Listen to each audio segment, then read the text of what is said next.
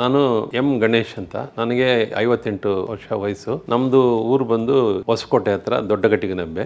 ನನಗೆ ಫಸ್ಟು ಈ sugar normal checkups ಮಾಡಿಸ್ತಾ ಇದ್ದೆ. ಸ್ವಲ್ಪ ನಮ್ಮ ಫ್ಯಾಮಿಲಿ ಹೆರಿಡಿಟಿಯಲ್ಲಿ ಲಿವರ್ ಪ್ರಾಬ್ಲಮ್ ಇರೋದು ಗೊತ್ತಿತ್ತು. ಅವರು ಎಂಡೋಸ್ಕೋಪಿ ಮಾಡಿ ನಿನಗೆ ಬ್ಯಾಂಡಿಂಗ್ ಮಾಡಬೇಕಪ್ಪ, ಲಿವರ್ ನಿಂದು ರೆಗ್ಯುಲರ್ ಲಿವರ್ ಥರ ಇಲ್ಲ, ಬೇರೆ ಥರ ಇದೆ, ಅದಕ್ಕೆ ನಿಮಗೆ ಬ್ಯಾಂಡಿಂಗ್ ಮಾಡಬೇಕು ಅಂತ ಹೇಳಿದ್ರು. ಸರಿ ಆಯಿತು ಅಂತ ನಾನು ಫಸ್ಟ್ ಬ್ಯಾಂಡಿಂಗ್ 2021 ಮಾಡಿಸ್ಕೊಂಡೆ ಒಂದು. ಅದಾದಮೇಲೆ ಎವರಿ 6 months ಬಂದು ಚೆಕ್ ಮಾಡಿಸ್ಕೊಬೇಕು ನೀನು. ಆ ಬ್ಯಾಂಡಿಂಗ್ ಏನಾದರೂ ಬಿದ್ದೋದ್ರೆ ಮತ್ತೆ ಇನ್ನೊಂದು ಮಾಡಬೇಕಾಗುತ್ತೆ ಅಂತ ಹೇಳಿದ್ರು. ನಾನು 6 ತಿಂಗಳಾದಮೇಲೆ ಚೆಕ್ ಮಾಡಿಸಿದೆ, ಮತ್ತೆ ಇನ್ನೊಂದು ಮಾಡಬೇಕು ಅಂದರು.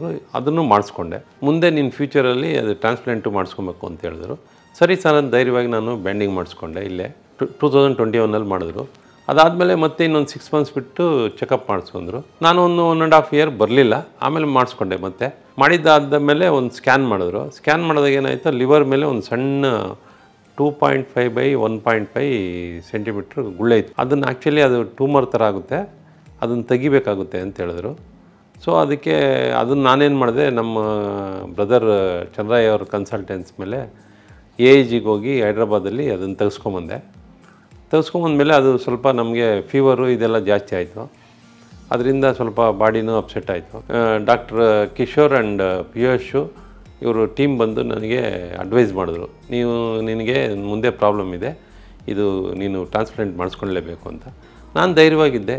ಅಡ್ಮಿಟ್ ಆದ ತಕ್ಷಣ ಅವ್ರು ನೋಡಪ್ಪ ಅವ್ರದ್ದು ಸ್ಟಾರ್ಟ್ ಮಾಡ್ತೀವಿ, ಅವ್ರದ್ದೆಲ್ಲ ಓಕೆ ಆದರೆ ನಿನಗೂ ಮತ್ತೆ ಮಾಡ್ತೀವಿ ಅಂತಂದರು. ಅದೇ ಥರ ನಾನು ಬೆಳಗ್ಗೆ 8 ಗಂಟೆಗೆ ನಾನು ಕರ್ಕೊಂಡೋದ್ರು. 1 ಗಂಟೆಗೆ ಓಕೆ ಆಯಿತು, ನನಗೂ ಸ್ಟಾರ್ಟ್ ಮಾಡಿದ್ರು. 18 hours ನನಗೆ ಆಪ್ರೇಷನ್ ಮಾಡಿದ್ರು. ಮಾಡಿದ್ದಾದಮೇಲೆ ಬೆಳಗ್ಗೆ ತಮ್ಮೊಂದು MSI ಇದರಲ್ಲಿ ಇಟ್ಟರು. 3 daysಗೆ ಆಲ್ಮೋಸ್ಟ್ ಎಲ್ಲ ರಿಕವರಿ ಆಗ್ಬಿಟ್ಟೆ. ನೀನು ತುಂಬ ಚೆನ್ನಾಗಿ ರೆಸ್ಪಾನ್ಸ್ ಮಾಡ್ತಾಯಿದ್ದೀಯಪ್ಪ, ಆರಾಮಾಗಿರು ಅಂತೆಲ್ಲ ಹೇಳಿದ್ರು. Mr. Ganesh was registered with us for about 6-7 months before he actually underwent his transplant. He had chronic liver disease and cirrhosis because of hepatitis B infection, and he also developed a small HCC, that is a hepatocellular cancer, for which he underwent ablative therapy, and he was on the waiting list for a deceased donor liver transplantation. And luckily, after months of waiting, he did receive a call for a donation, and it was from Fortis Hospital, and the liver was a good match, and we decided to go ahead with the transplant for him. 13 days ನನಗೆ discharge ಮಾಡಿ ಮನೆಗೆ ಕಳಿಸಿದ್ರು. Routine ಆಗಿ 15 days 20 days ಈ ಥರ ಹೇಳ್ತಾಯಿದ್ರು, blood checkup ಮಾಡಿ test ಬರ್ತಾಯಿರು ಅಂತ. ಅದೇ ಥರ ಮೆಡಿಸಿನ್ಸ್ ಎಲ್ಲ ತುಂಬ ಇತ್ತು. ಈಗೆಲ್ಲ ತುಂಬ ಕಂಟ್ರೋಲ್ ಆಗಿ ನನಗೆ ಎಲ್ಲ ಮಿನಿಮೈಸ್ ಆಗಿ ತುಂಬ ಕಮ್ಮಿ ಮೆಡಿಸಿನ್ಸ್ಗೆ ಬಂದಿದೆ. ಈಗ ಆರಾಮಾಗಿದ್ದೀನಿ, ನನಗೇನು ತೊಂದರೆ ಇಲ್ಲ. ಹಾಸ್ಪಿಟ್ಲು ಅಷ್ಟೇ ತುಂಬ ಚೆನ್ನಾಗಿ ನನಗೆ ಟ್ರೀಟ್ಮೆಂಟ್ ಮಾಡಿದ್ರು. His surgery went well. He did not require even 1 unit of blood transfusion. His post-operative course was also uneventful, and he was discharged in 2 weeks' time. He is under regular follow-up. His liver function test is normal. He is doing very well. What we would like to highlight in this case is one, deceased donation is a big gift, and whenever there is a deceased organ donation, the liver becomes a second chance at life for patients like Mr. Ganesh, who have been waiting for a transplant.